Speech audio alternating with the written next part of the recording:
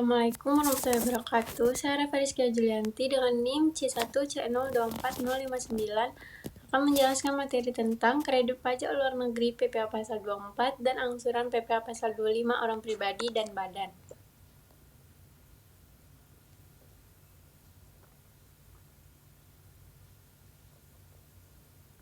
Selanjutnya, ketentuan tentang jumlah kredit pajak luar negeri diperbolehkan. Yang pertama, pajak atas penghasilan terutang atau dibayar di luar negeri yang dapat dikreditkan terhadap total PPh terutang di Indonesia hanya pajak langsung dikenakan atas penghasilan yang diterima atau diperoleh wajib pajak dari luar negeri tersebut. Yang kedua, besarnya kredit pajak yang diperbolehkan adalah setinggi-tingginya sama dengan jumlah pajak yang dibayar atau terutang di luar negeri, tetapi tidak boleh melebihi jumlah yang dihitung menurut perbandingan antara penghasilan dari luar negeri dan penghasilan kena pajak. Contoh perhitungan kredit pajak luar negeri. PT Perdana memperoleh penghasilan neto tahun 2016 sebagai berikut. Penghasilan dari dalam negeri 500 juta, penghasilan dari luar negeri 500 juta, tarif pajak yang berlaku 40%, total peredaran. Langkah-langkahnya, yang pertama menghitung total PKP, penghasilan dari dalam negeri 500 juta, penghasilan dari luar negeri 500 juta.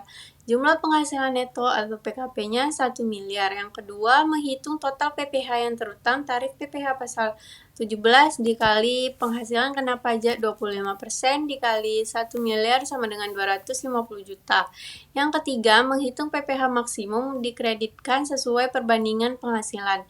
500 juta dibagi 1 miliar dikali 250 juta sama dengan 125 juta. Yang keempat, menghitung PPh yang dipotong atau dibayar di luar negeri. 40% dikali 500 juta sama dengan 200 juta. Selanjutnya masuk ke materi yang kedua, PPh Pasal 25. Angsuran PPh harus dibayar sendiri oleh wajib pajak untuk setiap bulan dalam tahun pajak berjalan. Pembayaran angsuran setiap bulan itu sendiri dimaksudkan untuk meringankan beban wajib pajak dalam membayar pajak terutang. Angsuran PPh Pasal 25 tersebut dapat dijadikan kredit pajak terhadap pajak yang terutang atas seluruh penghasilan wajib pajak pada akhir tahun pajak yang dilaporkan dalam Surat Pemberitahuan Tahunan Pajak Penghasilan atau SPT tahunan.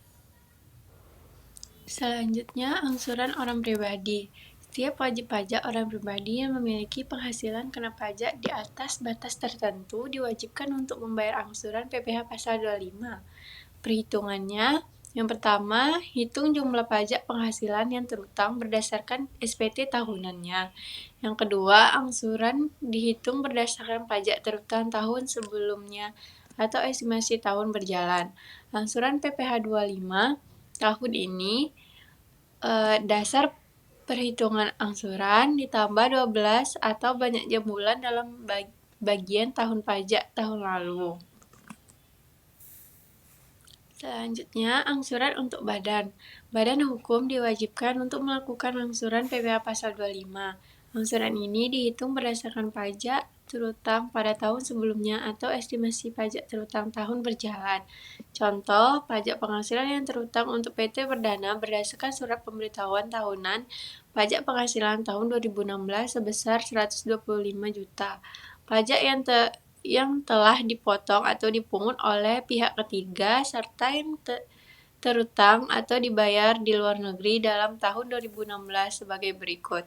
Pajak PPh 25 30 juta, pajak PPh 23 15 juta, pajak PPh 24 40 juta.